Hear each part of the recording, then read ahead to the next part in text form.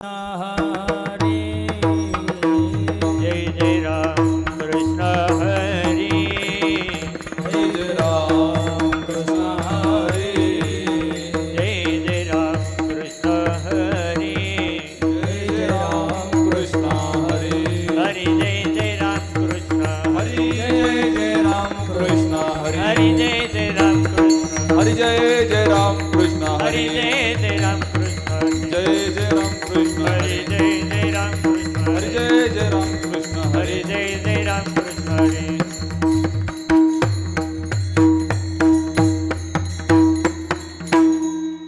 रूप पाहता लोचने रूप पाहता लोचने रूप पाहता लोचने रूप पाहता लोचने सुख झाले हो साजनी सुख झाले हो साजनी साजनी तो हा विठ्ठल बरवा तो हा विठ्ठल बरवा हे सुख झाले वो साधनी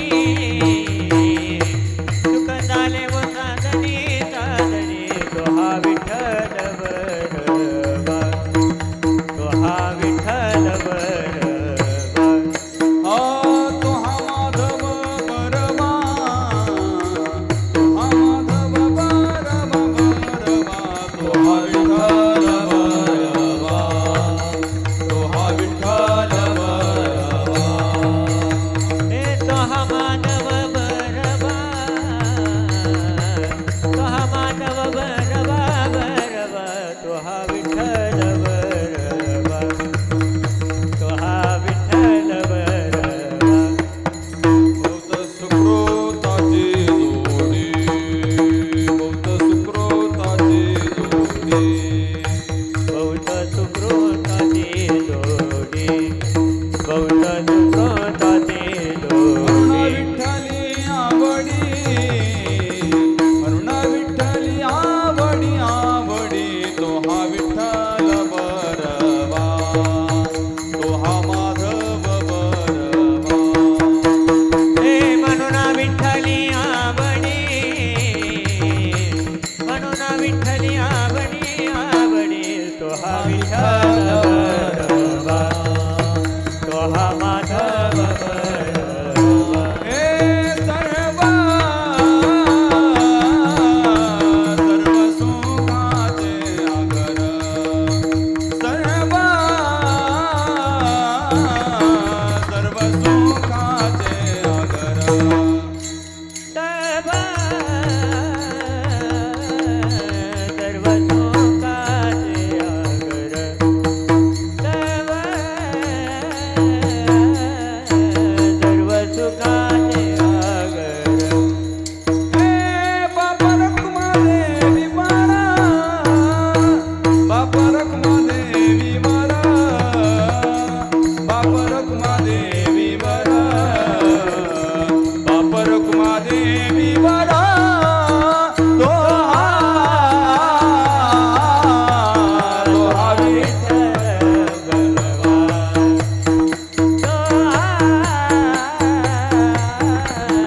तो हा विठ्ठल बरवा हे तो हा माधव बरवा तो हा माधव बरवा तो हा माधव बरवा तो हा माधव बरवा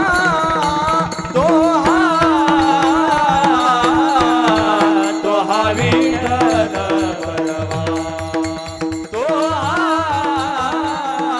तो हा विठ्ठल बरवा जय जय राम कृष्ण हरी जय जय राम कृष्ण हरी जय जय राम कृष्ण हरी जय जय राम कृष्ण हरी जय जय राम कृष्ण हरी जय जय राम कृष्ण हरी राम कृष्ण हरी जय जय राम जय जय राम कृष्ण हरी जय जय राम कृष्ण हरी राम कृष्ण हरी जय जय राम जय जय राम जय जय राम केला होता अट्टहास यादसाठी केला होता अट्टहास यादसाठी केला होता अट्टहास यादसाठी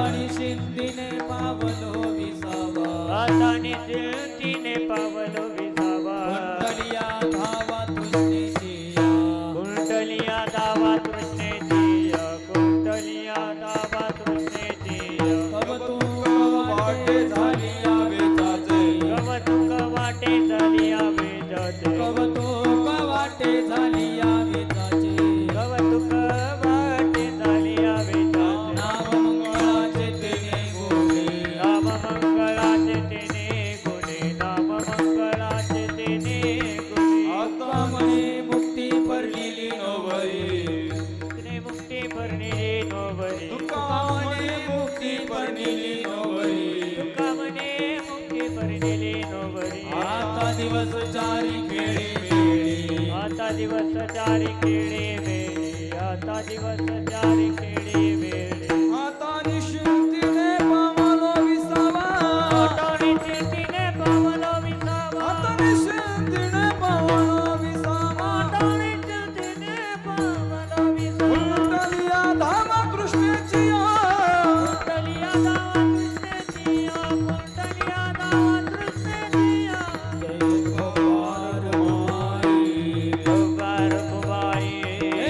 भोपार घुमाई दोबार घुमाई जय जय भोपार घुमाई दोबार घुमाई जय जय भोपार घुमाई दोबार घुमाई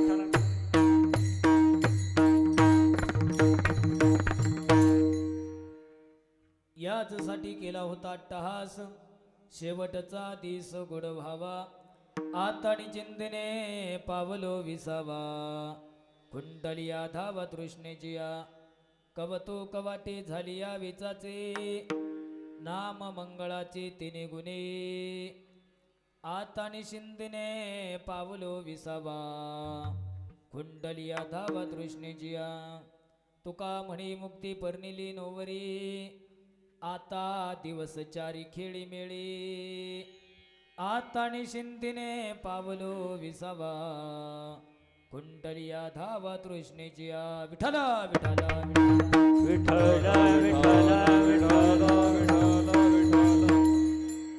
महायोग पीठे तटे भीमरथम वरम पुंडरीकाय दातुमेंद्रिये समागत दिष्टंदमानंद कंदम परब्रह्मलिंगम भजे पांडुरंगम पंढरीच्या देवराया दंडवत तुझे पाया दंडवत तुझे पाया दंडवत तुझे पाया पंढरीचा देवराया दंडवत तुझिया पाया दंडवत तुझिया पाया दंडवत तुझिया पाया पंढरीच्या देवराया दंडवत तुझे पाया पंढरीच्या देवराया पंढरीच्या देवराया दंडवत तुझे पाया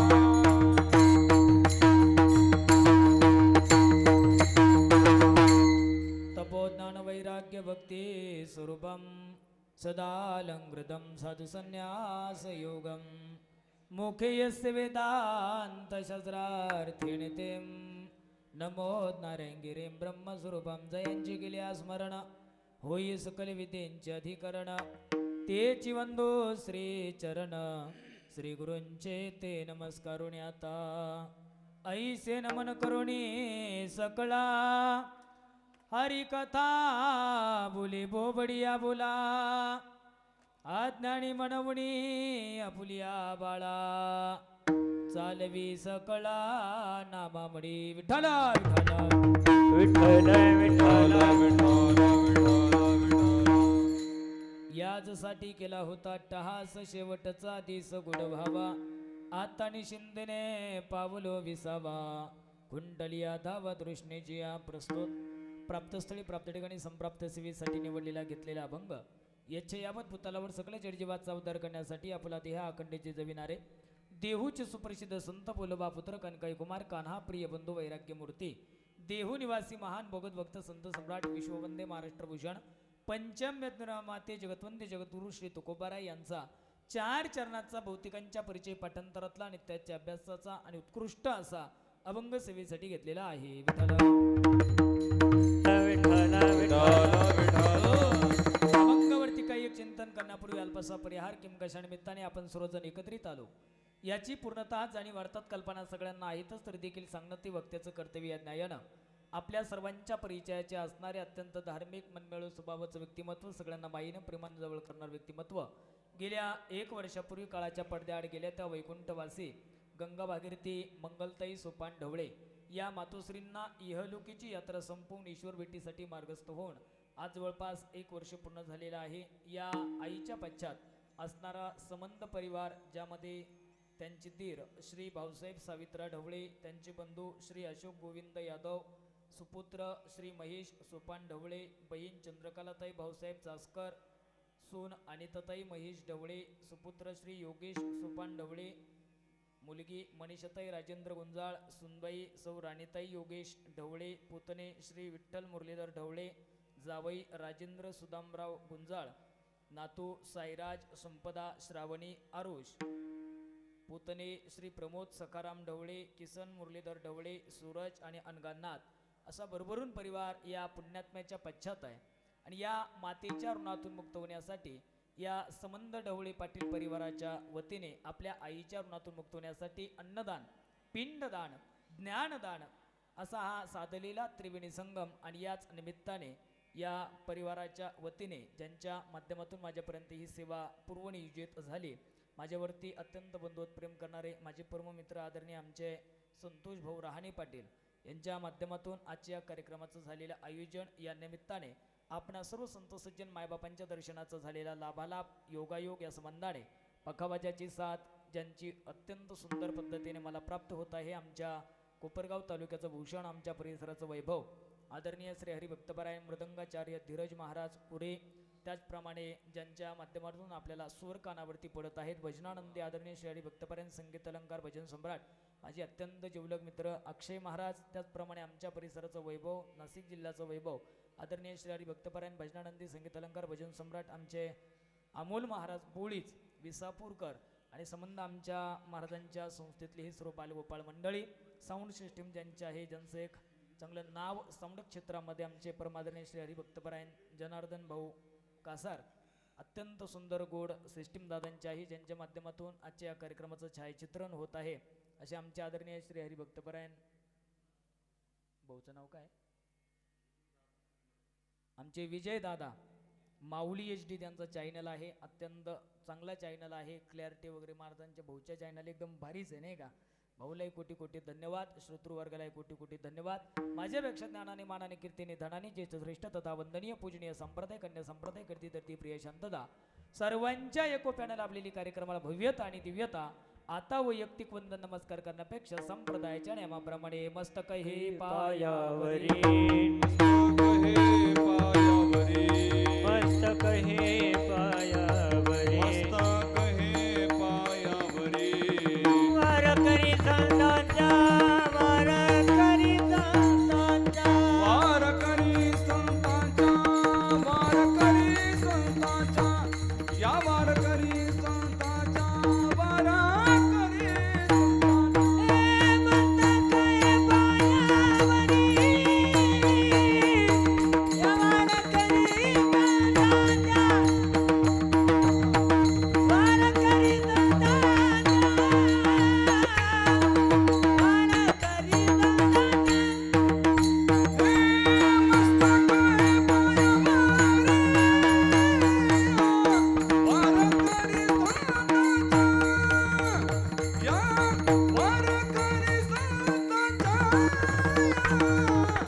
वार करी संतांचा.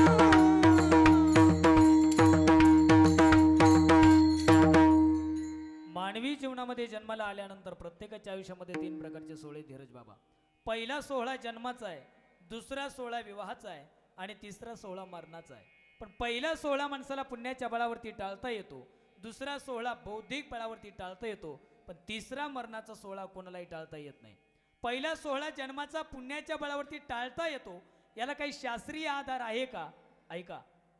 महर्षी नारद भगवान पार्वती मातेकडे गेले आणि पार्वती मातेला सांगितलं, आई साहेबांना सांगितलं, भगवंताच्या गळ्यामध्ये जी मुंडक्याची माळ आहे त्या मुंडक्याच्या माळेचं रहस्य विचारा.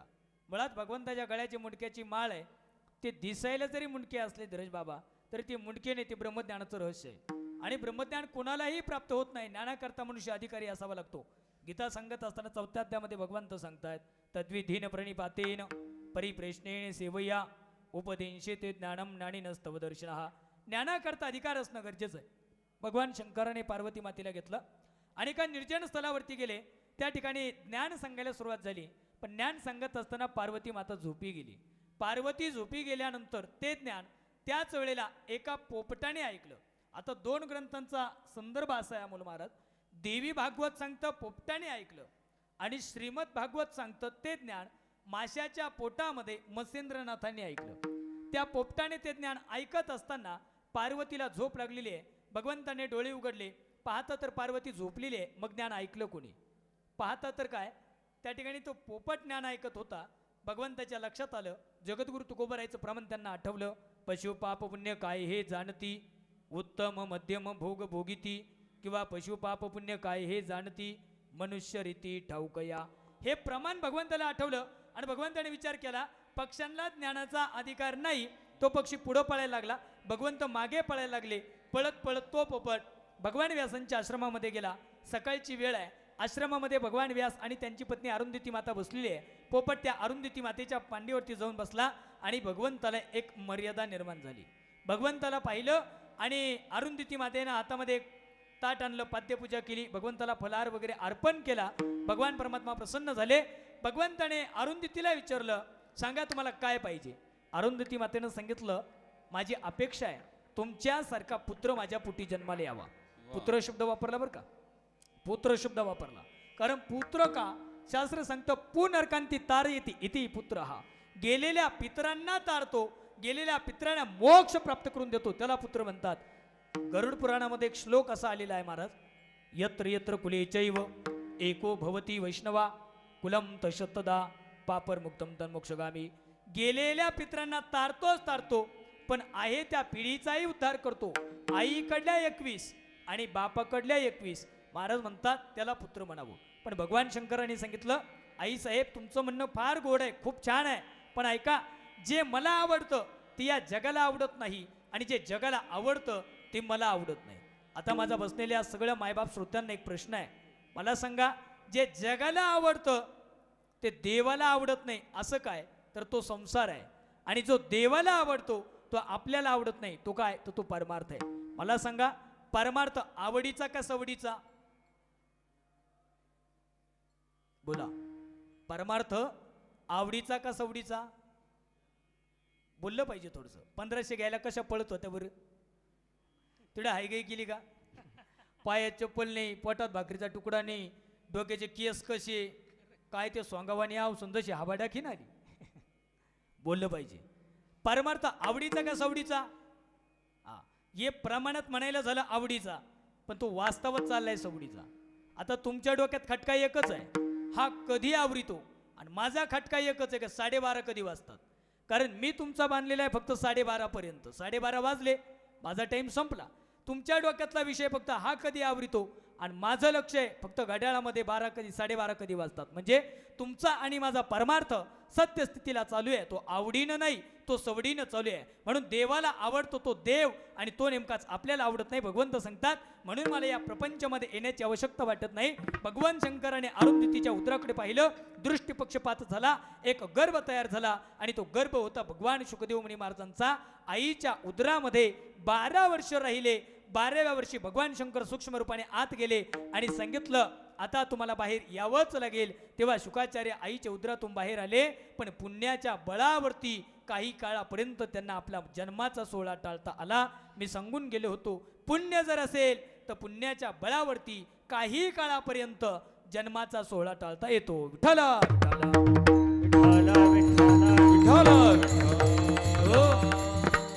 दुसरा सोहळा आहे तो विवाहाचा, तो बौद्धिक बळावरती टाळता येतो.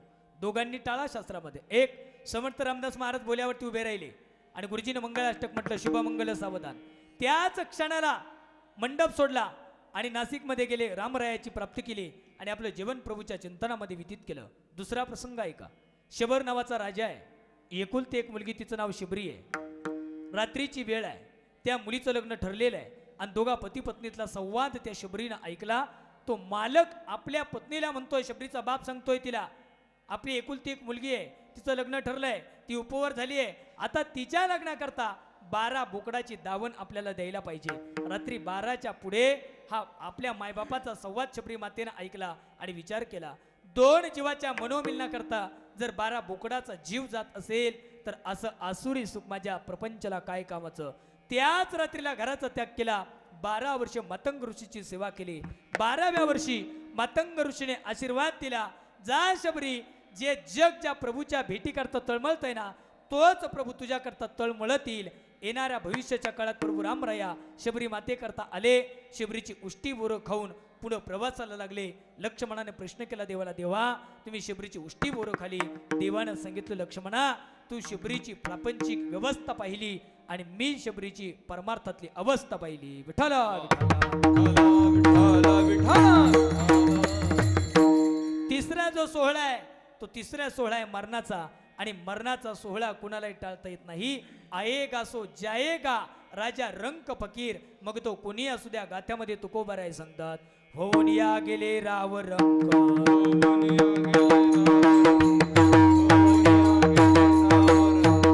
उदंडची झाले उदंडची मेले. उदंडची झाले उदंडची मेले. उदंडची झाले उदंडची दिले. कोण्या केले राम हो, उदंडची झाले उदंडची मेले. होऊन या गेले रावरंग. मरणाच्या बाबतीमध्ये वसिलेबाजी नाही. जो आलाय त्याला प्रत्येकाला जावं लागणार आहे. या जगाचा निरोप घ्यावा लागणार आहे. मग बाबा म्हणतात, महाराज म्हणतात, दादा या जगाचा निरोप जर या जीवाला घ्यायचा आहे, या देहाला जर घ्यायचा आहे, तर आमचा मरणाचा काळ सुद्धा यथायोग्य असला पाहिजे. माझी तुम्हा सगळ्यांना एक विनंती आहे, एक विचारणा आहे. मला सांगा, माणसानं जगण्यासाठी मरावं का मरण्यासाठी जगावं?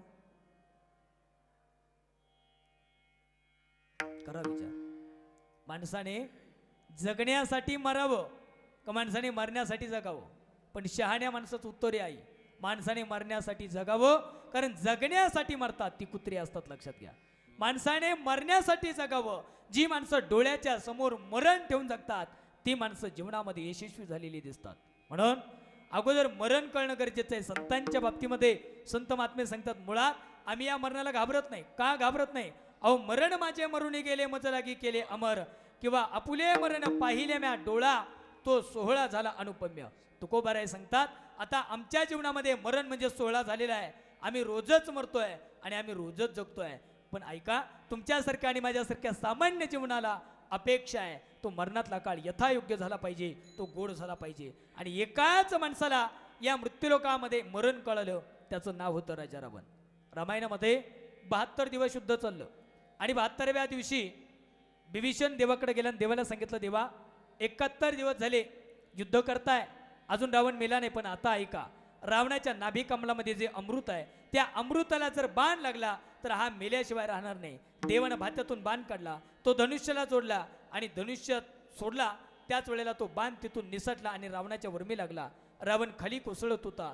प्रभूने हातातला धनुष्य खाली टाकला आणि प्रभू रामराया पळत पळत गेले आणि त्या रावणाला अलगद प्रकारे धरलं आणि खाली मांडी टाकली. त्या मांडीवरती रावणाचं डोकं टेकवलं आणि प्रभू त्याची सेवा करायला लागली. हा प्रसंग लक्ष्मणानं पाहिला आणि लक्ष्मणाने विचारलं, देवा अहो त्यानं तुमची बायको पळवली आणि तुम्ही त्याला मांडीवर घेतलंय. देवाच्या मुखातलं उद्गार आहे, लक्ष्मणा अरे रावण माझा भक्त आहे. लक्ष्मणाच्या तळपायाची आग मस्तकाला गेली. जर रावण तुझा भक्त आहे तर आम्ही का तुझे चोर आहे का? आम्ही का दरोडेखोर आहे का? अरे त्यानं तुझी बायको पळवली, 12 वर्षे बेजारी तुझी झाली आणि तोय मग मी बॉम्ब मारीत हिंडलो, तुला अजून एवढं झालं तरी कळानं गेलंय का? लक्ष्मणानं हा प्रसंग मांडल्यानंतर, प्रश्न मांडल्यानंतर तिकडून रावणाने सांगितलं, लक्ष्मणा इकडे काय, माझ्या डोक्याच्या बाजूने समुद्र आहे, समुद्रावरती जा आणि समुद्राचं पाणी पिऊन ये. लक्ष्मण समुद्रावरती गेला, समुद्राचं पाणी पिऊन आला. पाण्याची चव त्याला गोड लागली.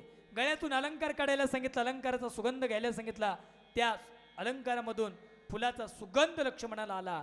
आता तो लक्ष्मणाला सांगतोय तो रावण, लक्ष्मणा ऐक, अरे खरं असणारा समुद्र मी गोड करू शकतो, सोन्या चांदीमध्ये सुगंध निर्माण करू शकतो आणि 33 कोटी देव एका टायमाला मी बंदिस्त घालू शकतो, पण सीतेला का पळून आणलं त्याचं उत्तर आहे. त्याचं वर्णन पैठण्य वचनात बाबा भावार्थ रामायणामध्ये करतात. पंचवटी सन्मुख जाता मीच पावतो सायुज्यता, सकळ कुळ उद्धरिता चोरुनी आणली सीता.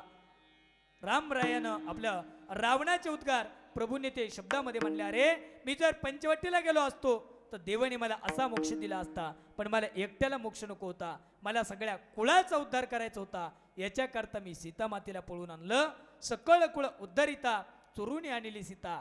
आजचा दिवस यावा, प्रभूच्या हातून मला बाण लागावा, खाली मांडी प्रभूची असावी, त्याच्यावर डोकं माझं असावं आणि प्रभूचं चिंतन करता करता माझी ज्योत प्रभूच्या अनंतात विलीन व्हावी, याच्याकरता मी वैरत्वाच्या रूपाने भक्तीचा अट्टास केला. अभंगाचं पहिलं चरण. याच्यासाठी केला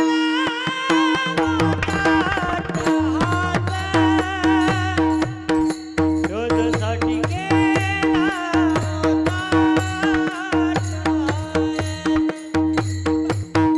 याच्यासाठी केला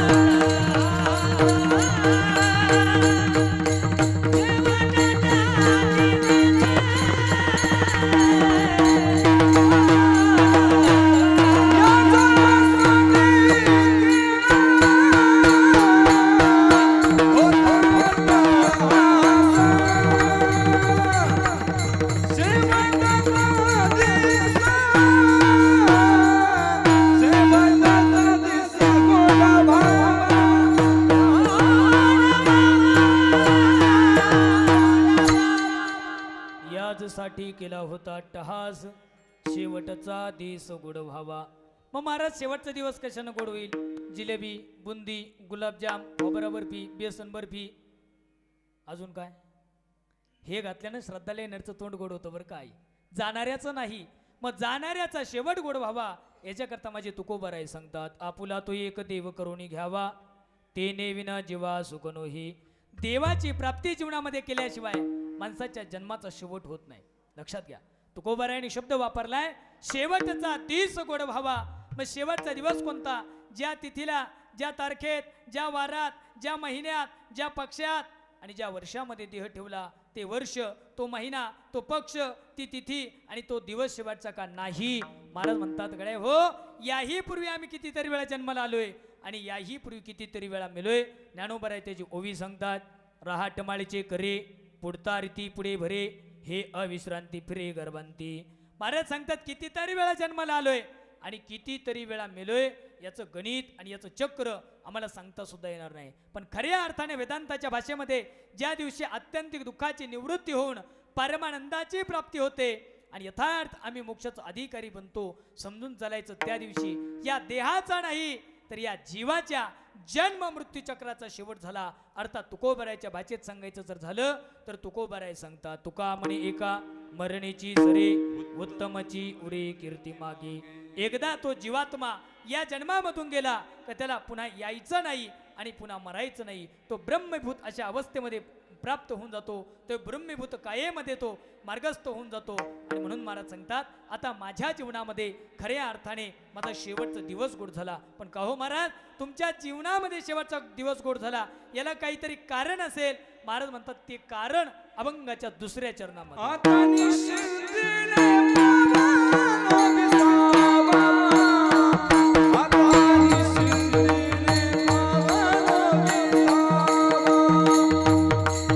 आता निश्चिंतीने पावलो विसावा, आता निश्चिंतीने पावलो विसावा,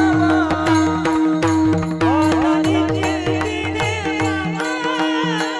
पावलो विसावा.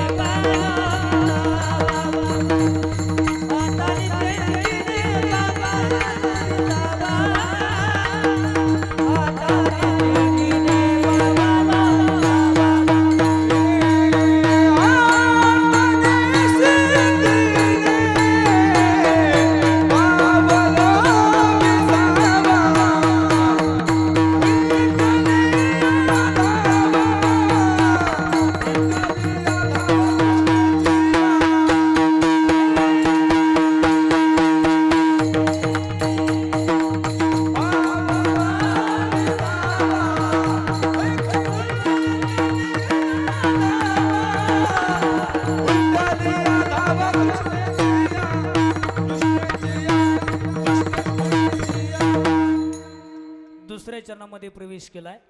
तुकोबराय सांगतात माझ्या जीवनामध्ये शेवट गोड झालं याला कारण आहे. माझ्या जीवनामध्ये 2 गोष्टीचं परिवर्तन घडलं अमोल महाराज. एक, आतापर्यंत ज्या प्रापंचिक व्यवस्थेकरता मी वनवन फिरत होतो त्या प्रापंचिक व्यवस्थेतून मी सेवानिवृत्त झालो. म्हणजे आता निश्चिंतीने पावलो विसावा. आता माझ्या जीवनामध्ये कोणत्याही प्रकारे प्रपंचाची हाव शिल्लक राहिली नाही. आणि दुसरी गोष्ट, प्रपंचाच्या संबंधाने माझ्या जीवनात कोणतीही आशा उरली नाही. तुम्ही आम्ही सगळे प्रापंचिक जीव जन्माला आल्यापासून मरेपर्यंत जी धावाधाव चालली आहे. एक महत्वाची गोष्ट बरं का धीरज महाराज, माणसं जिवंतपणी विसावा घेत नाही. ज्यानं जिवंतपणी फक्त धावाधाव केली त्याला मेल्यानंतर विसावा दिला जातो. ही शोकांती काय? जिवंतपणी ज्यानं कधी क्षणाचाही सुद्धा विसावा घेतला नाही त्याला मेल्यावरती 5 मिनिटाचा विसावा दिला जातो. काही लोक फार गमतीने म्हणतात, सहज भेटला त्याला म्हणतात दादा महिना झाला 2-4 महिने झाले भेट नाही, फोन नाही, निरोप नाही, काही नाही. तो महाराज काय सांगायला पाहिजे तुम्हाला, आईड मला भाकर खायला सुद्धा वेळ नाही. काय म्हणतो तो, भाकर खायला वेळ नाही. काही तर म्हणते महाराज इड मला मरायला टाइम नाही. म्या म्हणलं तोंड वाचव इंड्रिल होती तू, मरायला टाइम नाही. काही म्हणते भाकर खायला टाइम नाही. आणि अशा माणसांनी जगूच नाही, तिने पहिल्या गाडीनं मारावं गाड्या. कारण ज्याच्या जीवनामध्ये ज्याला थोडा सुद्धा वेळ स्वतः करता देता येत नाही त्या माणसानं जगण्यात मजा नाही. ऐका, थॉमस जेफरसन नावाचा एक तत्ववेत्ता झाला. त्या तत्ववेत्यानं त्याचं आत्मचरित्र लिहिलं आणि त्याच्या आत्मचरित्रामध्ये तो असं स्वतःच्या जीवनाबद्दल म्हणतोय, life is beautiful, 1 day 1 hour and 1 minute will not again in your enter life, but devotion is science is not just time pass, it is something down in a practical. Time is a fast, life is a short, no rewind and no reply, so every moment enjoy in life. त्या Thomas जेफरसनचं म्हणणं असं आहे, जीवन फार सुंदर आहे, life is beautiful, 1 day 1 hour and 1 minute will not again in ever enter life. गेलेला 1 दिवस, गेलेला 1 तास, गेलेला 1 मिनिट तुमच्या आयुष्यात पुन्हा कोणत्याही सबबीवरती मिळणार नाही. मग devotion is science is not just timepass, it is something बिडाउन इन अ प्रॅक्टिकल. आमचं अध्यात्मशास्त्र, आमचं कीर्तन, आमचं प्रवचन, आमचं भजन, आमचा सत्संग, आमचा स्वाध्याय आणि आमचं श्रवण आम्हाला जगायला शिकवतं. म्हणून time is a fast, life is a short, no rewind and no reply.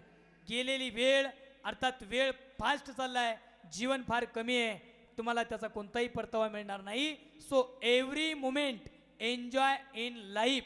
म्हणून माणसाने येणाऱ्या प्रत्येक सेकंदाचा आनंद घ्यायला शिकलं पाहिजे, लक्षात घ्या. आणि ज्याला स्वतःच्या जगण्याचा आनंद घेता येतो तोच माणूस म्हणण्याच्या लायकीचा आहे. नाही तर काय जनावरात त्याच्यात काय फरक राहिला. तुम्ही पाहते जर्सी जनावर, अक्षय महाराज, तुम्ही शेतकरी मी शेतकरी आहे. जर्सी जनावरचं एक टार्गेट राहतं, म्हणजे त्याला एक नियम आहे, सकाळी 10 वाजेपर्यंत चारा टाकायचा, नंतर दुपारी 4 नंतर चारा टाकायचा आणि दिवसभर त्याला वागोळ करायला मोकळं सोडायचं.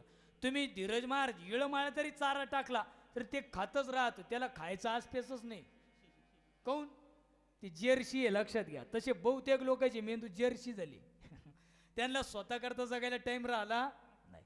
महाराज सांगतात आता माझ्या जीवनामध्ये निश्चिंत झालेलो आहे, आता माझ्या जीवनामध्ये मला वेळच वेळ मिळालेला आहे. आणि याला कारण काय झालं? महाराज म्हणतात माझ्या जीवनात आशा शिल्लक राहिली नाही. कारण माणसाच्या जीवनामध्ये दुःखाला कारण ती आशा असते, लक्षात घ्या. तुकोबाराय सांगतात आशेचे बांधले तुका म्हणे वाया गेले, किंवा बंधनाचा तोडू फासा देऊ आशा टाकून. ही आशा फार वाईट आहे. भगवान परमात्म्याचा 4था अवतार झाला वामन अवतार. त्या वामन अवतारामध्ये देव बळीच्या दारामध्ये गेले आणि दारामध्ये जाऊन त्यांनी त्या बळीकडे दान मागितलं. बळी दान करण्यासाठी आला, पण देवाने जरा चतुराईने विचार केला आणि देवाने सांगितलं मला असं दान नकोय, मग अगोदर संकल्प सोड. पण त्याच वेळेला त्या ठिकाणी त्या बळीची बहीण होती, तिचं नाव होतं, नाव आठवल्यावर सांगतो तुम्हाला, माझा तेवढाच प्रॉब्लेम आहे. हां, त्या बळीची तिथे एक बहीण होती आणि त्या बहिणीने त्या भगवंताच्या स्वरूपाला पाहिलं आणि पाहिल्यानंतर तिच्या असं अंतःकरणात आलं, असं एवढं सुंदर गुटगुटीत लेकरू जर आपल्याकडे असतं तर तिच्या अंतःकरणामध्ये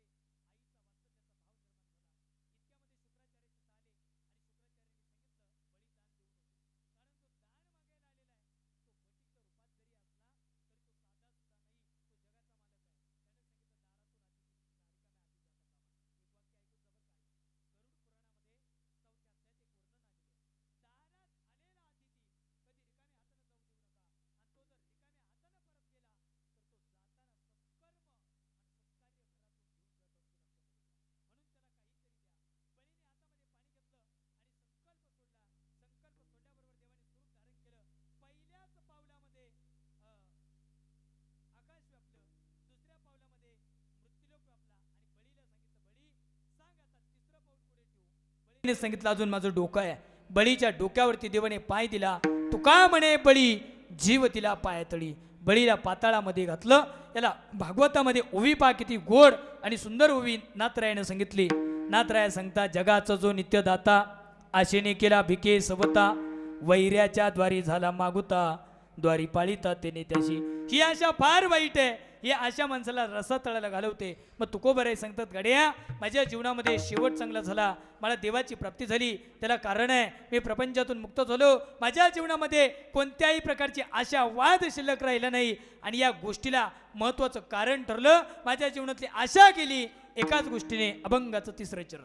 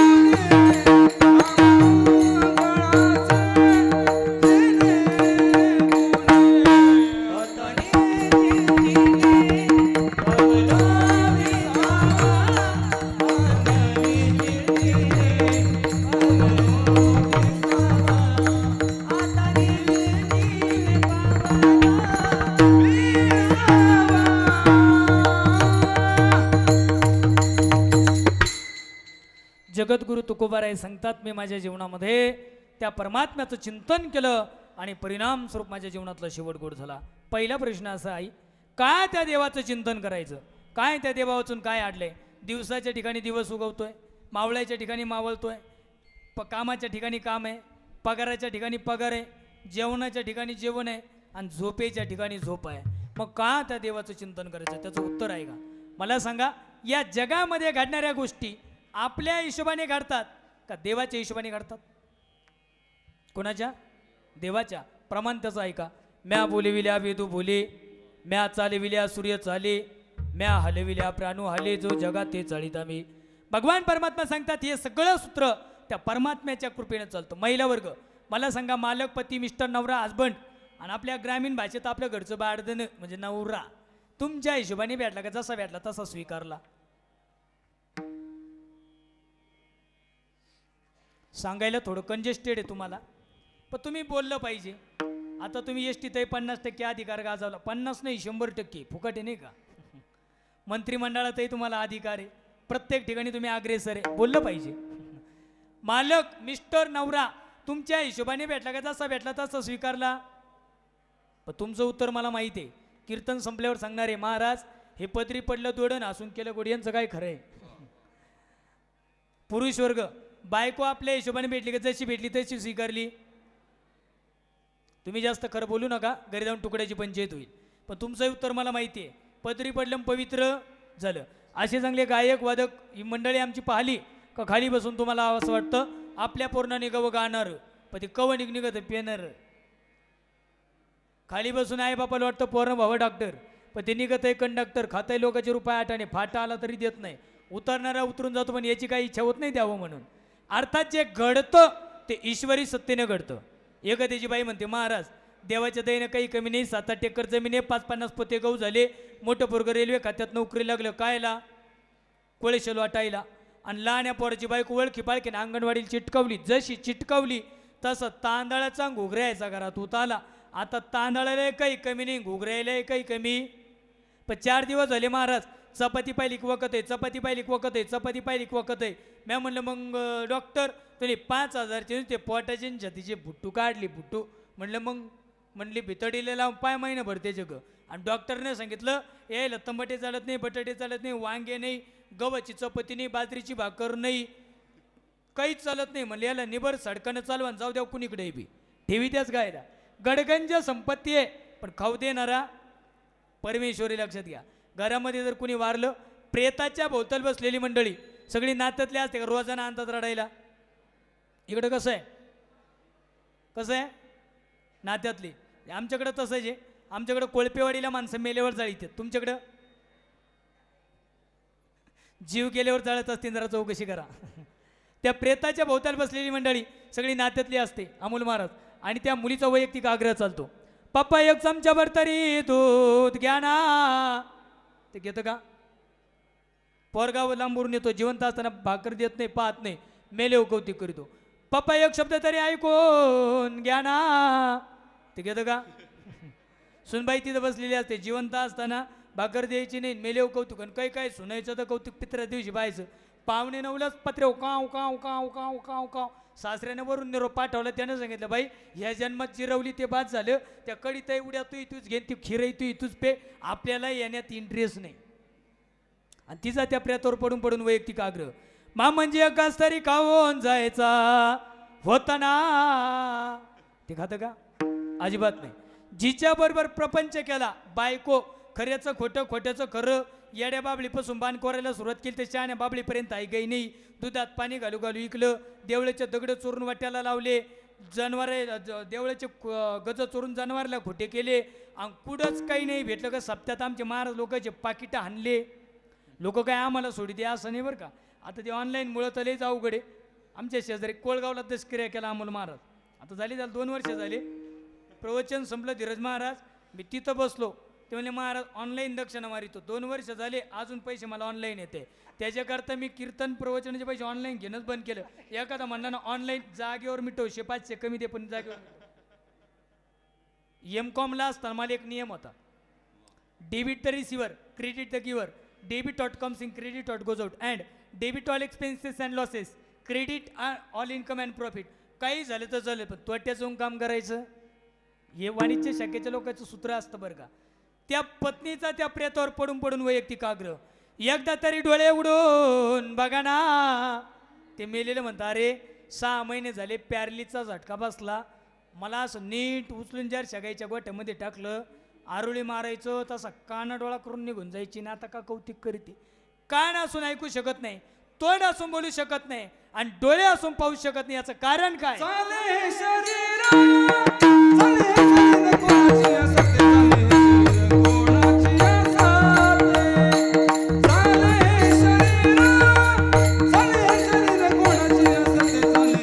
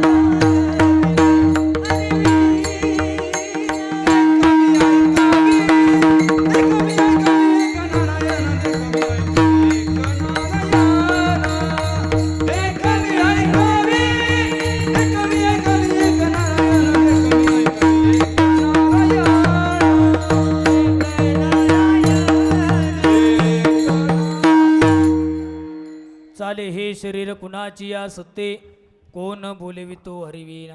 चालवणारा, बोलू देणारा, खाऊ देणारा, पिऊ देणारा तो परमात्मा आहे. म्हणून त्याच्याकरता आम्हाला चिंतन करायचं आहे. अजून काय फायदा सांगतील महाराज? भगवत चिंतनाचा फायदा सांगतो. आज या डवळे परिवाराने आईच्या पुण्यस्मरणार्थ या नामसंकीर्तन यज्ञाचं आयोजन का केलं त्याचं उत्तर आहे का? 3 प्रकारने माणसाला मुक्ती प्राप्त होते. ज्ञानाने, कर्माने आणि उपासनेने. त्यापैकी आजचा जो प्रसंग आहे अमोल महाराज, हा प्रसंग कर्माचा आहे आणि कर्म फार क्लिष्ट आहे. कर्मामध्ये नेहमी त्रुटी राहतात. उदाहरणार्थ या परिवाराने घरी जो विधी केलाय तो विधी करताना जर ते साहित्य चप्पल घालून आणलं असेल, बूट घालून आणलं असेल, पंचामृतामध्ये बोट बुडालं, पाण्यामध्ये बोट बुडालं, विधी करणाऱ्या व्यक्तीला शिंक, जांभई, खोकला, खाम आला तर ते शरीर पूजेच्या योग्य चालत नाही. कर्मामध्ये दोष लक्षामध्ये घ्या. माणसाच्या नित्यनैमित्तिक कर्मात दोष आहे. जेवण करताना उष्ट्या हाताला खरकटानं वाळलं तर त्याला गोमांस खाल्याचं पाप आहे. आचमन करताना बाबळीची बिबुडं इतकं पाणी घ्यावं, जास्त घेतलं तर त्याला मद्यपान केल्याचा दोष लागतो.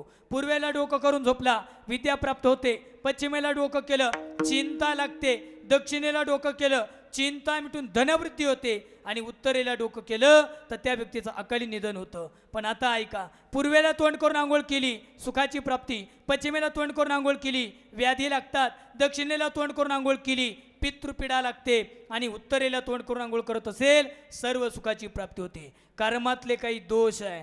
ऐका, ज्या माणसाला एकुलता एक मुलगा आहे त्याने सोमवारी दाढी कटिंग करू नये, मंगळवारी शनिवारी तर कोणीच करू नये. कारण मंगळवारी शनिवारी दाढी केल्याने किंवा कटिंग केल्याने त्या व्यक्तीला अकाली मृत्यूसुद्धा येऊ शकतो.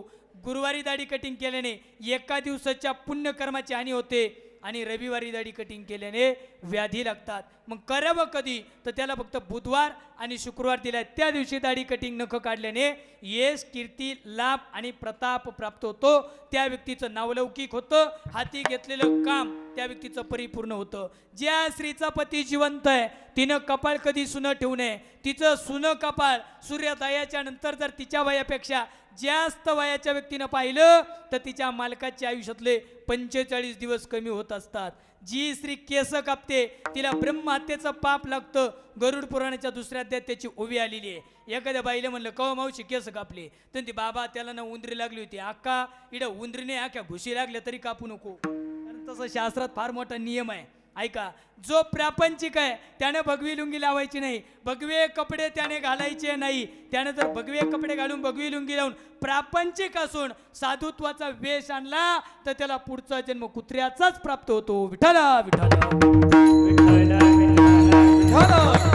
हो, कर्मामध्ये काही दोष आहे. मग एवढे सगळे दोष घालवायचे कशानं? त्याच्यासाठी एकच पुरावा आहे, नाम संकीर्तन साधन पै सोपे आणि जळतील पापे 4-5 दिवसांचे.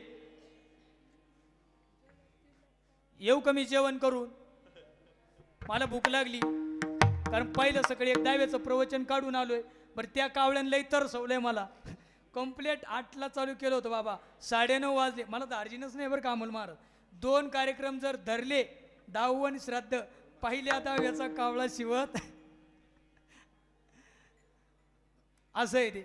हा सांगू नका असं तुमचं म्हणणं आहे का? ज्यांना घ्यायचं ते घेतेच नाही का? असं आहे ते. कसं आहे? असं आहे ते.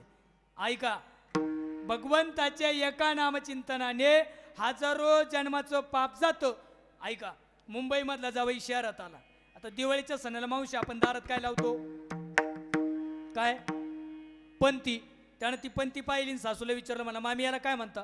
तिनं डोकं लावलं. ती म्हणली बाया याला जर पंथी आहे माहीत असतं त्यानं विचारलं नसतं. ते म्हणली जावई याला कणी सूर्याचं छोटं पिलू म्हणते. काय याला?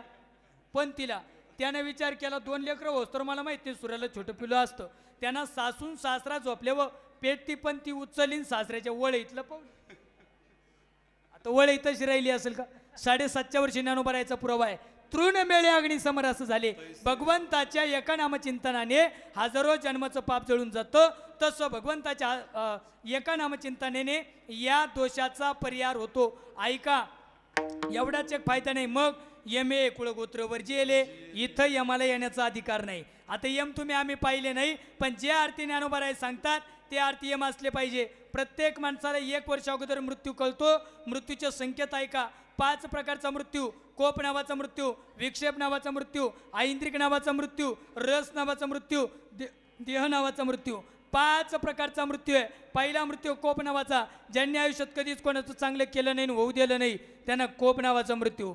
ज्यांनी दुसरा मृत्यू विक्षेप नावाचा. त्याच्यामध्ये एक अकाली येणारं मरण आहे आणि एक प्रारब्धाने येणारे मरण आहे. प्रारब्धाने येणारं मरण चुकवता येत नाही. 18व्या अध्यायात 102 नंबरला उभी पहा. महाराज सांगतात, का ललाटीचे लिहिले, का मोडो नाही काही केले, आणि काळे गोरे पण धुतले फिटवत नेणे. आणि दुसरा मृत्यू अकाली मृत्यू. कुत्रा चावून, सर्प चावून, लाईटील चिटकून, विहिरीत पडून, पाण्यात पडून, तलावात पडून रात्रीच्या वेळेला येणारा मृत्यू, याला म्हणायचा अकाली मृत्यू. तिसरा मृत्यू ऐंद्रिक नावाचा, इंद्रियाच्या संबंधाने येणारा मृत्यू. चौथा मृत्यू रस नावाचा, आवड आणि निवडीने येणारा मृत्यू. आणि पाचवा मृत्यू आहे देहाच्या संबंधाने येणारा मृत्यू. मृत्यूचे संकेत 1 वर्ष अगोदर कळतात. आंघोळ करताना छातीवर पाणी टाकलं आणि छाती कोरडी राहिली, तिथून पुढं माणसाचा मृत्यू 1 वर्ष. उत्तर दिशेनं ध्रुव तारा पडताना दिसला, मृत्यू 9 महिने. बोलताना कानाचे चापे हालायला लागले, मृत्यू 6 महिने. दिवसात चांदण्या दिसल्याचा आपल्याच पोरने आपल्याला स्वप्नात गोड त्याला नांगोळ घातली, मृत्यू 3 महिने. दिवसात चांदण्या दिसल्याचा भास झाला, मृत्यू 1 महिना. डोळ्यावरच्या भोया दिसल्या नाही, 12 दिवस. कानात बोट घालून आवाज आला नाही, 7 दिवस. इथं एक गोलाज्ञा चक्र ते डोळं झाकून दिसलं नाही, 3 दिवस. उलटा श्वास चालू झाला, 2 दिवस. आणि नाकाचा शेंडा पडला. राम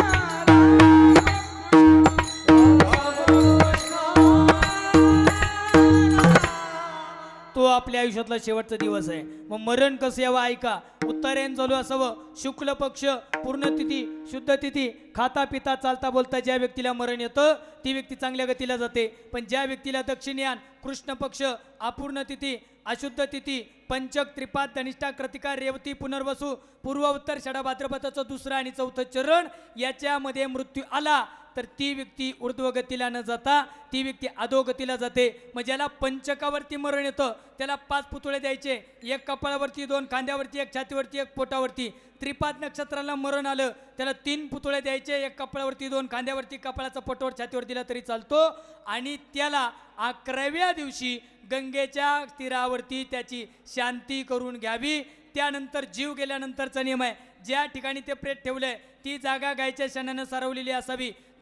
काळे तीळ, दर्भाची काडी आणि जव गहू करून त्याचे आसन करायचं, त्याच्यावरती ते प्रेत ठेवायचं. प्रेताची दिशा उत्तर आणि दक्षिण करायची. उत्तरेला डोकं, दक्षिणेला पाय करायचे. 3.5 तासाच्या अंत्यविधी करायचा नाही. अंत्यविधीला जाताना कपाळावरती 1 रुपया द्यायचा, तो डोम्याचं कर आहे. पात्राला भात द्यायचा, तो भूत प्रतिष्ठित चोणीचा अधिकार आहे. आणि स्मशानभूमीमध्ये गेल्यानंतर आई जर असेल आईला डोक्याकडून अग्नी द्यायचा, बापाला पायाकडून अग्नी द्यायचा. मधोमध अग्नी देऊ नये. अग्नीचे 2 प्रकार, एक मंत्र अग्नी, एक बड अग्नी.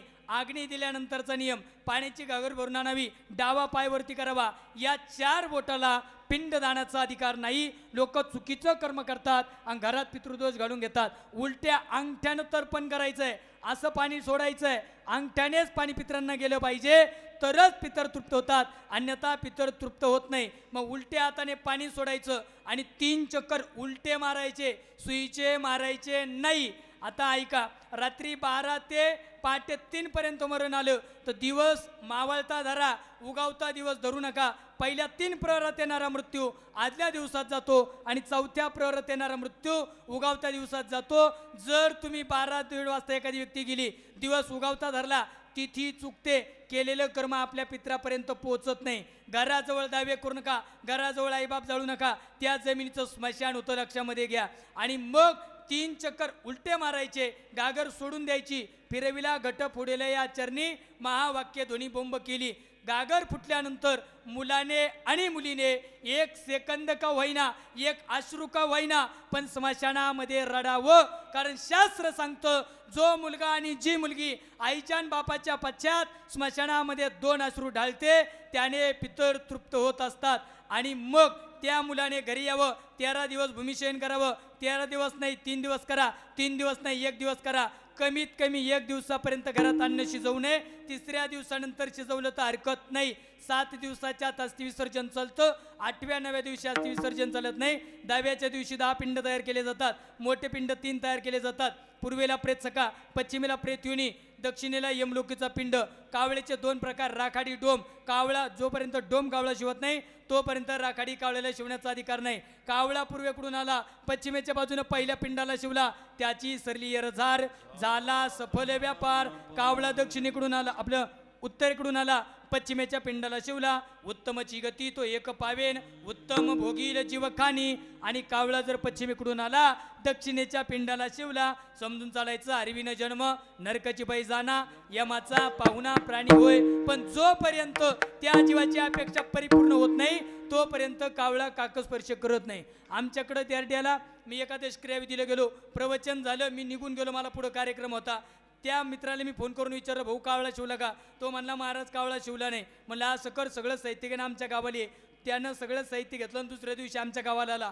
पुन्हा विधी केला, कावळा शिवला नाही. नातू गेले, सुना गेल्या, मुलं गेले, सुना गेल्या, तरी कावळा शिवायला तयार नाही. म्हणलं दादा म्हाताऱ्याला काही सवय होती का? तो म्हणला अजिबात नाही, खांडाचं सुद्धा व्यसन नाही.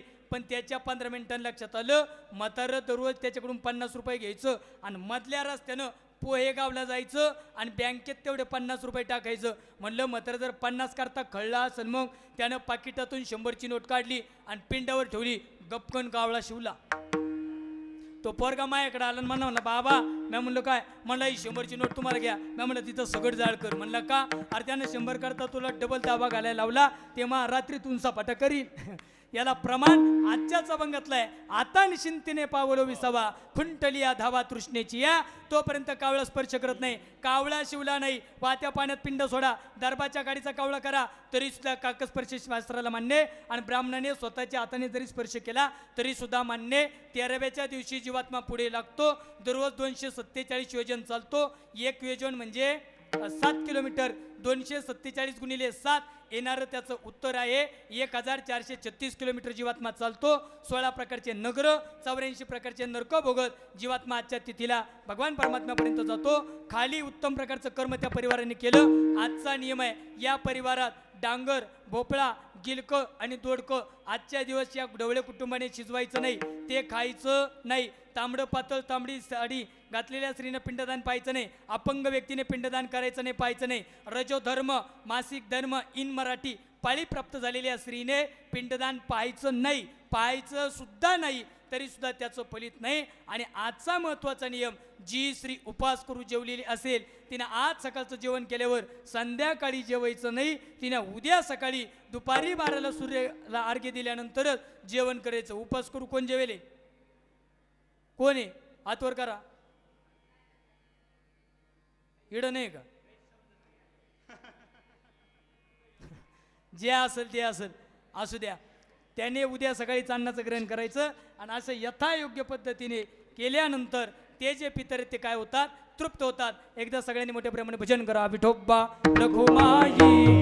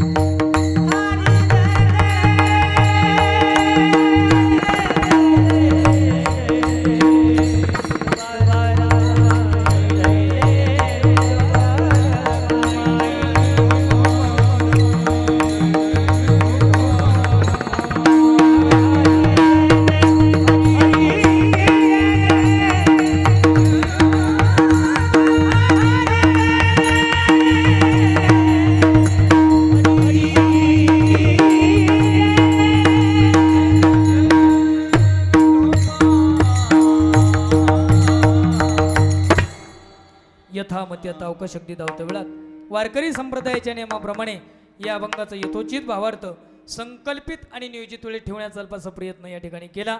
जे योग्य असेल ते घ्या, जे बरोबर नसेल ते इथली इथं सोडून द्या. करविली तैसी केली वटवट, वाकडे का नीट जेव जाणे.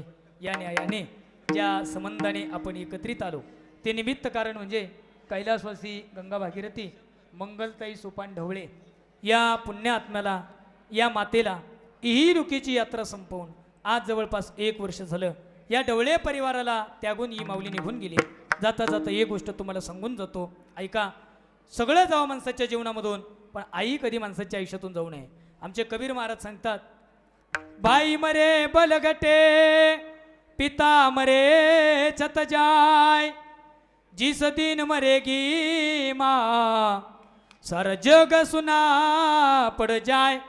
ज्या दिवशी भाऊ तुमच्या आयुष्यातून गेला त्या दिवशी जग तुमचा तमाशा पाहण्याकरता रस्त्यावर उभं असतं.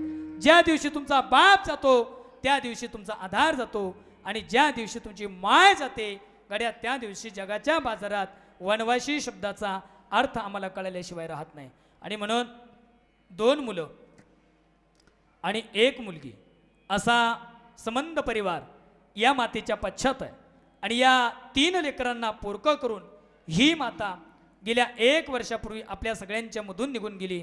आणि या आईचं झालेलं दुःख, या दुःखाला विसरत विसरत हा ढवळे पाटील परिवार आजच्या या प्रथम पुण्यस्मरणापर्यंत पोहोचलाय. आणि अगदी चांगल्या पद्धतीने या परिवाराने श्रद्धा घडून आणलं.